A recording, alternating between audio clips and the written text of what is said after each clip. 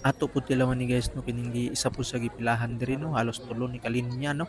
Pumupila ka kining gitawag nila na chicharon bagnit no.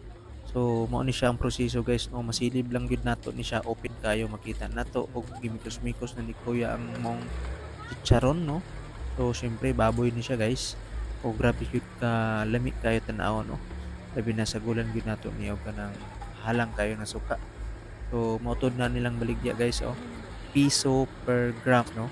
So nipalitaan ni mo ni atong napalit is 100 pesos. So 100 grams ni siya. So di na nato ni palanganon guys ato na ning tilawan. Syempre na ilang pinakalami po ilang suka diri oh. Suka sa lubiyata ni. Mao na ni guys ang atong pagtilaw no. Moment of truth gyud ni siya.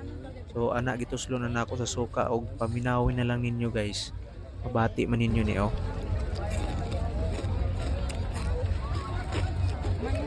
Pinaka-crunchy o pinakalamin na chicharon guys.